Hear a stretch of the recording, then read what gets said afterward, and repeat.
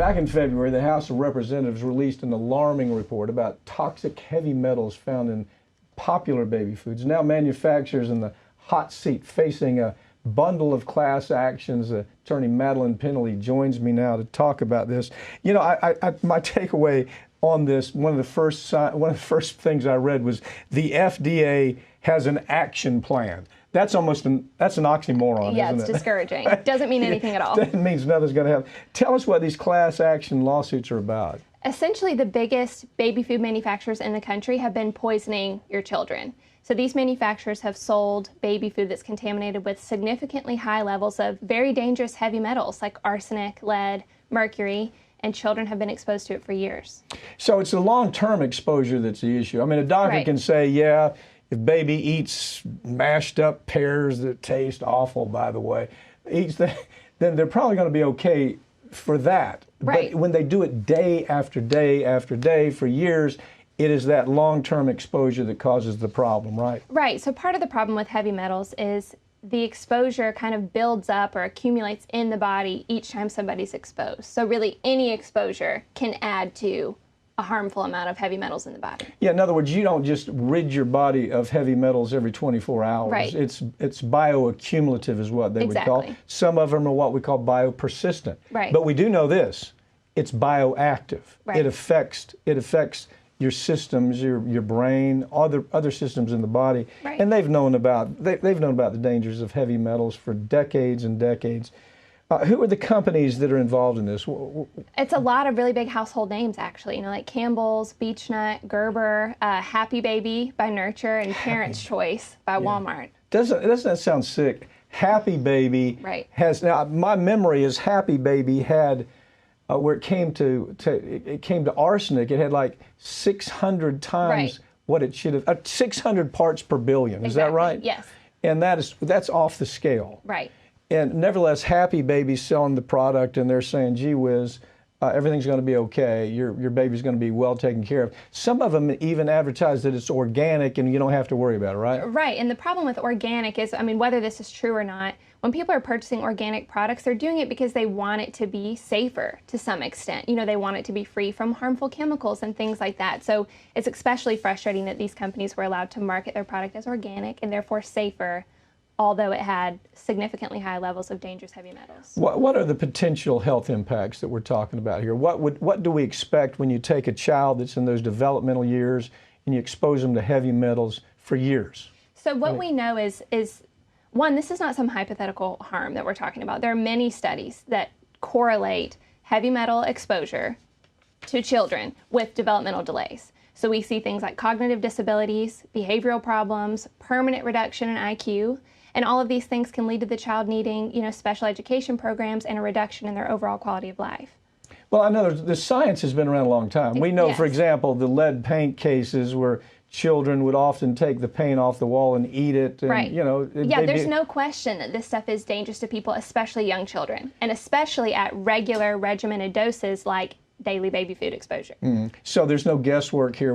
There's no what we call medical causation, scientific causation questions. That science has been out there a long time. Right. Is there any movement in the federal system to maybe make the FDA, for once, just one time, have the FDA do what they're supposed to do?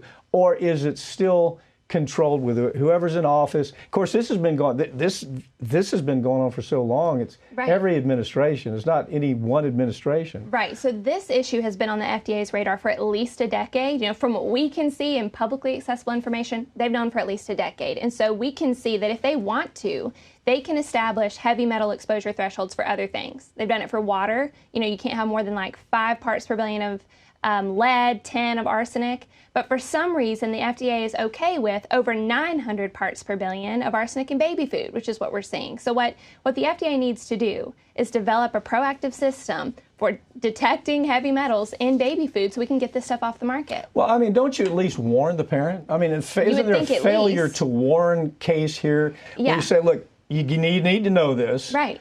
We've tested it for arsenic, and there's arsenic in here. And we tested what mother's going to say, yeah, that sounds good. Right. Let me feed this to my child. Well, that's why they won't tell us about it, because if anybody actually knew, as far as the companies, I mean, if anybody actually knew how much dangerous material was in this food, nobody would buy it.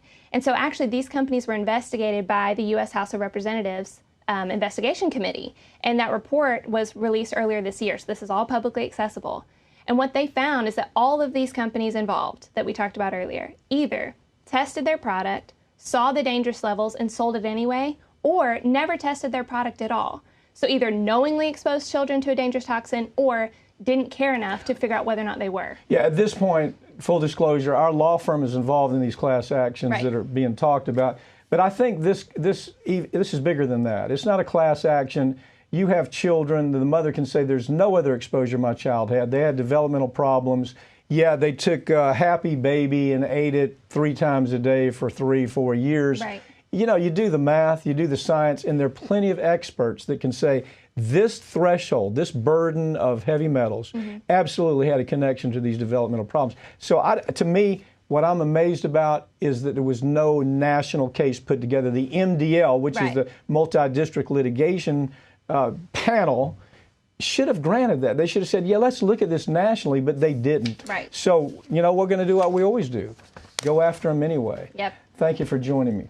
Finally tonight, some good news. A district in Northern California has announced criminal charges against power company PG&E, alleging the company is totally responsible for last year's Zogg fire. Farron Cousins joins me again to talk about this. This is so critical because it's a breakthrough, isn't it? It's a breakthrough to where at last, just because somebody is in an Armani suit and has an MBA and they kill people, in the past, it's our history. We don't do anything about that. We put people in prison for selling 10 ounces of marijuana, but guys like this who make these decisions, no harm. Well, exactly. And right now, PG&E from the Shasta County, 11 felony charges, including manslaughter, and then 20 misdemeanor charges, all for this Zogg fire where you did have multiple people die. You had millions and millions in property damage. And this was just the latest in a long line of fires in California that had been linked to faulty PG&E equipment. And this one is all because they didn't remove one tree. In 2018, they had marked it for removal, but never came back to get it. Yeah. Had they, you would, I mean, it's insane to think that you would have saved millions of dollars and multiple lives by cutting down one tree. Let me describe manslaughter. Manslaughter is some cat that drinks a bottle of whiskey, and then he drives through a school zone at 90 miles an hour and kills somebody. Okay, that's manslaughter. The analysis is the same here. Yeah. The company understood. They have history after history of fires destroying entire swaths of California. This time they knew what the problem was. We have a problem. 2019, the tree is going to fall over on this distribution line. And if it does, it's going to cause a fire. That's exactly what happened. People in charge ignored it. Yeah. And you have to throw these. I know we say that so much it feels like it loses meaning. But if you do not throw these individuals in jail, they will never learn. Because paying fines is nothing to them. They write most of it off on the taxes anyway. It's a cost of doing business. It is. And so unless they're in handcuffs, getting a mugshot behind bars, nothing changes. 4 people burned to death. Yeah. Okay, 4 people burned to death. Farron, thank you for joining me. Thank you. That's all for tonight. Find us on Twitter and on Facebook at facebook.com/RT America's Lawyer. Watch all RT America programs on DirecTV 321.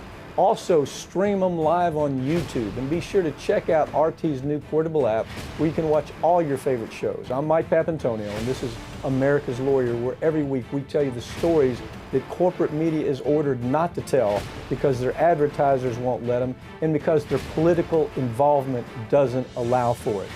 Have a great night.